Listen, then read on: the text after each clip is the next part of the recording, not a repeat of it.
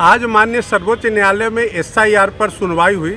जो पिछले 13 तारीख को जो आदेश दिया गया था, उस आदेश के आड़ में compliance report election commission of India ने माननीय सर्वोच्च न्यायालय को सौंपा है कि जो पिछली जो आदेश था सुप्रीम कोर्ट का, उसमें ये कहा गया था कि बूथ लेवल पे, पंचायत लेवल पे, ब्लॉक लेवल पे, डिस्ट्रिक्ट लेवल पे जितने भी जो 65 लाख मतदाता जिनका नाम एक्सक्लूड किया गया है, उनका जो लिस्ट है उसको डिस्प्ले किया जाए। तो जो डिस्प्ले किया गया है इलेक्ट्रॉनिक मोड में और फिजिकल मोड में, उसका स्टेटस रिपोर्ट दिया गया है। साथ ही साथ उन्होंने ये भी बताया कि किस तरह से तकरीबन 24,000 लोगों का ऑब्जेक्शन आया है, जिस पर कि जो कॉम्पिटेंट अथॉरिटी है वो उसका डिस्पोजल कर रहा है। यह भी रिपोर्ट था उनका। यह भी आज स्टेटस रिपोर्ट में था कि 2 लाख से ज़्यादा जो नए वोटर्स हैं उनका एप्लीकेशन आया है इंक्लूजन के लिए, उस पर भी कार्रवाई चल रही है। और फिर इलेक्शन कमीशन ने कहा कि आप हमें 8 दिन का और समय दें, तब तक पूरी जो एक्सरसाइज है कंप्लीट करके कंप्लीट स्टेटस रिपोर्ट माननीय सर्वोच्च न्यायालय को दाखिल किया जाएगा।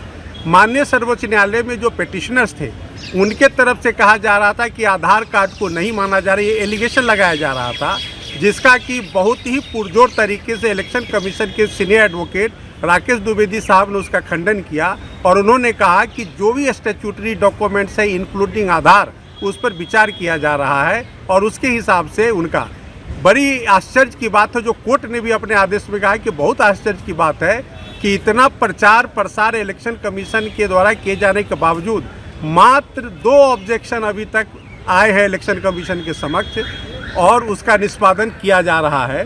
तो इलेक्शन कमीशन का कहना था कि जो BLA थे वो पॉलिटिकल पार्टीज के हैं। 12 पॉलिटिकल पार्टीज बिहार के अंदर में रजिस्टर्ड रिकॉग्नाइज्ड पॉलिटिकल पार्टी है, उनका कोई आपत्ति नहीं है।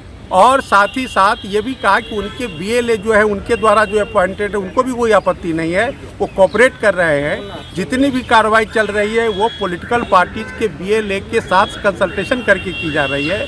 तो कुल मिला जुला करके ये कहा गया कि अब पॉलिटिकल पार्टी जो स्टेट ऑफ बिहार में है 12, उनको आज माननीय सर्वोच्च न्यायालय ने डायरेक्शन दिया है कि वो अपने BLO को इंस्ट्रक्ट करें कि वो वोटर्स का मदद करें जिनका नाम एक्सक्लूड कर दिया गया है और जो नए वोटर बनना चाहते हैं। साथ ही साथ अगली तारीख पे उन तमाम जो 12 पॉलिटिकल पार्टीज हैं उनको भी माननीय सर्वोच्च न्यायालय ने अदालत में पेश होने का आदेश दिया। SIR के मामले में आज सुप्रीम कोर्ट ने 8 सितंबर को डेट रखी है। SIR के मामले में बहुत सारी समस्याएं आज कोर्ट के सामने रखी गई। करीबन 85,000 वोटर्स के नाम जो है ECI की तरफ से हुआ कि उनकी तरफ से ऑब्जेक्शन आए हैं।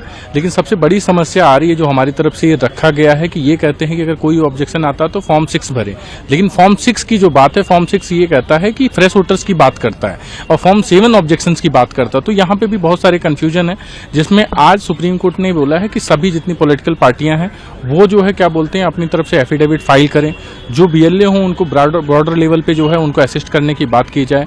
और साथ ही साथ जो है आधार कार्ड को इंक्लूड करने की बात हुई है, आधार कार्ड को as a one of the document accept किया जाएगा। और साथ ही साथ प्रॉपर ब्रॉडर वे पे जब पॉलिटिकल पार्टीज अपनी जो है एफिडेविट फाइल करेंगे तो फिर उस पर शुरुआत होगी, बात होगी।